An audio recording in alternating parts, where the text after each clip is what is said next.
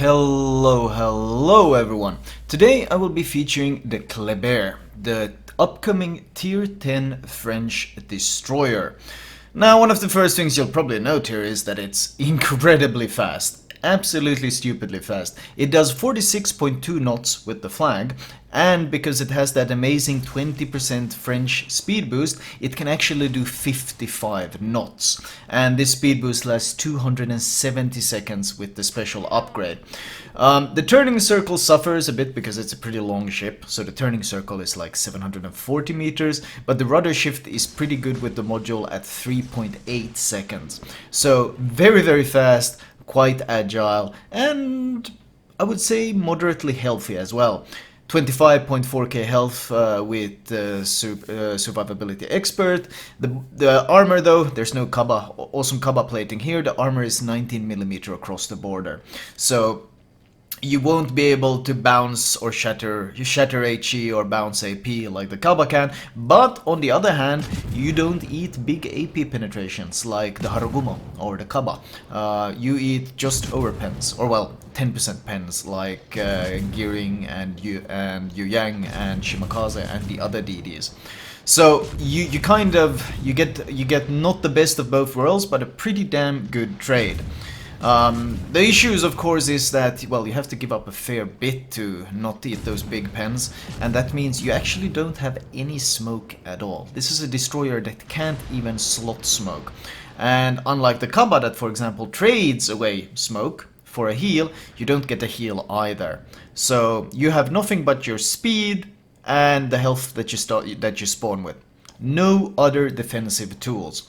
So it's obviously the skill cap on the ship is quite high, positioning is very important, and managing that health pool is very important. And the reason why positioning is of course so important is if you get caught out of position, well, no way to disengage, no smoke, no nothing. If you get spotted, you're spotted, that's it. And most DDs will outspot you. The concealment is actually pretty decent at 6.3 km. And it actually allows you to play this kind of ambush style, which I've come to really enjoy with this ship. In fact, you might have been seeing it here. I completely surprised this Conqueror by showing up on this flank much earlier than he expected. And you can do this a lot. This concealment and speed allows you to pop up in positions that the enemy doesn't expect you to. 6.3 km sea detection, 3.5 air. Now 3.5 air detection is obviously massive, and that's something I will be returning to later.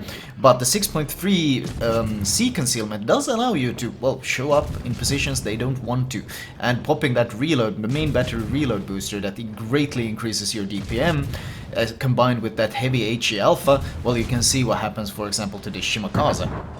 Absolutely melted. So I would say it requires a fair bit of skill to be useful in, but you can pull off some really crazy stuff, especially because the French DD like the Le Terrible has improved AP pen now. Reload booster plus improved AP pen plus concealment means you can ambush every ship. I ambushed a battleship at the start of this, then I ambushed a DD. Well, now I'm ambushing a cruiser, and we are citadeling him. You pop out of stealth, no warning, and well, they do have time to react. They get hit at the start and then they have time to react, but most of them don't expect it, and most of them don't react fast enough. So this is the definition, I would say, of an ambush predator. That's what these French DDs do well. They ambush unsuspecting ships, whether it be DDs, whether it be cruisers, whether it be battleships. All of these things combined make for a very unique playstyle. In fact, you can even go for, in this case, I'm going for a Chopper, which is a radar cruiser, considered kind of like the anti-DD ship. But with this AP, well, if you're giving this thing broadside, you're in for a bad time. Note though that not every ship is this easy to do this to. For example, when you have more broadside plating, for example Moskva, or if they just have a really hard citadel to hit, for example Zhao, it's extremely risky to go for the ambushes, and I've tried it, and a couple of times honestly I've ended up being on the losing trade, because once you engage, once you pull the trigger, once you start to fight, your only way of disengaging will be to run away, because you can't smoke up. So the only thing, you either kill him or you run away. Those are your two tools of disengaging. But it is fun. Surprising these targets, catching them off guard. This guy starts turning a bit late maybe, but he starts turning soon enough that it kind of saves him. And Now it's no longer that easy because the reload booster has run out and the DPM is no longer really that crazy. Once your reload booster is on cooldown, well, your DPM drops significantly. And when your reload booster is on cooldown, you don't really want to fight a lot of DDs. Like, many of the DDs will shred you.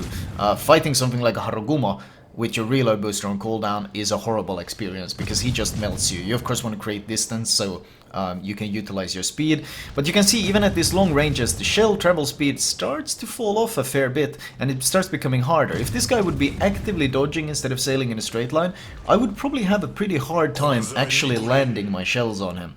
So there is absolutely counterplay against this.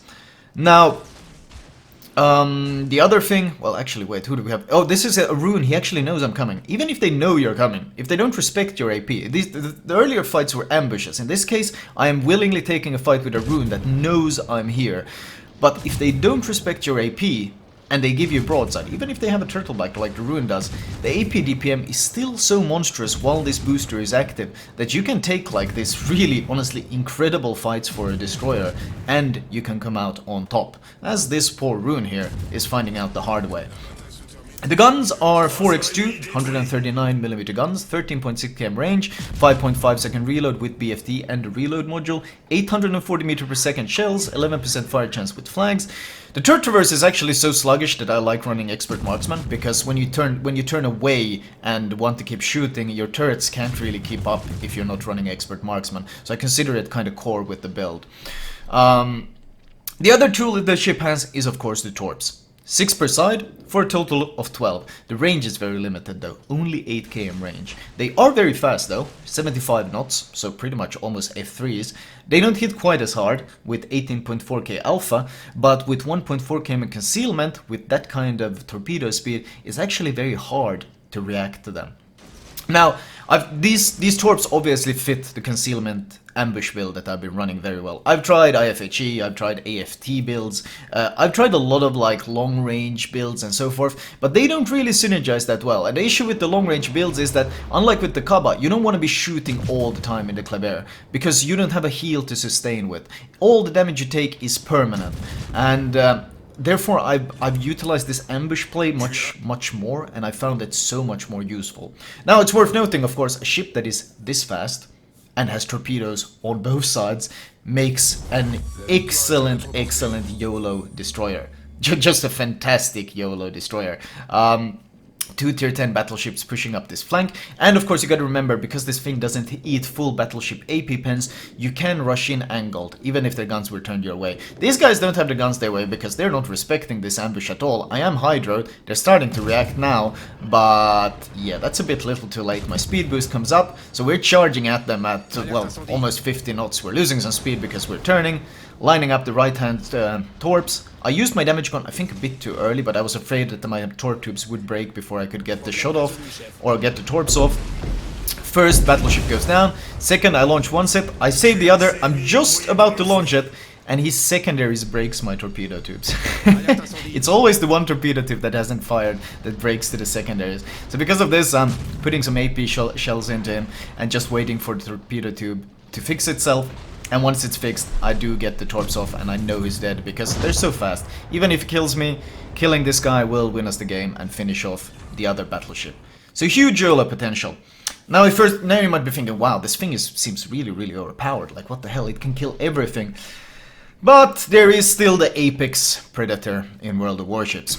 And the issue is, if you try to use your great speed and you try to leave your spawn too fast, you try to move out too quickly, like I'm doing here. I spawned, I'm like, hey, let's move out, let's go do. This was like very early. I think this was one of my first games in the Kleber and taught me the hard way, you can't do what I'm doing here. You can't move out. You can't try to go out on this kind of adventure, because pretty much every game has one particular class that honestly is hated by the large amount of population, and that is of course the carrier. And doing 55 knots might be impressive compared to every other ship, but with planes that do like what, 180 knots? Not really that impressive, and you can't really dodge them.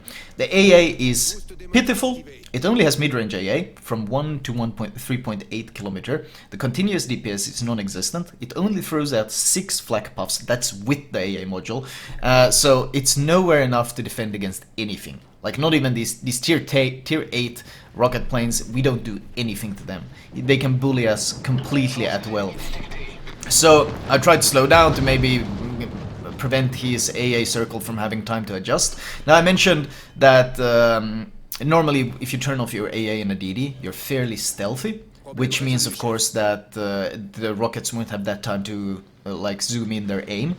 But because this ship has an air concealment of 3.5, they always have time to line up their rockets. They always have time, and obviously you can't dodge rocket planes. The only time you dodge rocket planes is when the carrier is too bad at aiming them and he misses. Because, well, the planes are 3 times faster than you. As long as you can aim, you're going to be eating damage. So, the Kleber has a huge weakness, and that is, of course, carriers. You have no smoke to disengage with, you have no defensive AA. Defensive AA has been nerfed to the point that it's practically useless anyway. So, I would say the Kleber is probably one of the most fun DDs I've played in the game, if it wasn't for the fact that carriers exist. Carriers completely neuter, completely murder the experience. Once carrier players learn that this thing doesn't have any smoke, they'll obviously start hounding it a lot more. Right now, they might expect you to at least disengage some way, but once they learn that you literally have no tools and your AA is completely non-existent, they will be farming this. I'm already being focused a fair bit because, well, I'm a no-name streamer, blah blah blah, new ship, but once they realize what a free target this is, it will become even worse. So, big, massive weakness. And of course, many of the tools, many of the things that make the Kleber great is ambushing, as I mentioned. That's what it's good at. The torps are only 8 km, so you have to get very close to use them. The gun power, the DPM itself isn't that impressive, but the burst DPM with the reload booster is good. So you want to get close to use it, especially the AP. You want to use the powerful AP. That means getting close to targets and especially getting their flanks so you can get their broadsides. And of course, flanking, skirmishing type of gameplay against the carrier when you have no way to disengage from the carrier is incredibly risky. Many of my games have been, well, basically the carrier decided you die and there's nothing I can really do about it. Hugging one ship is obviously nowhere near enough, especially since Wargaming in their infinite wisdom decided they wanted to nerf AA that's bunched up, because apparently carriers should be able to deal damage to everything without any penalty whatsoever. So, right now, I would say it's a very fun ship, very enjoyable, but the weakness is huge. The complete lack of sustain, the complete lack of smoke, and yeah, that's pretty much, those are the 2 gigantic weaknesses. And it's hard to play around those, especially when you get a carrier in practically every single match.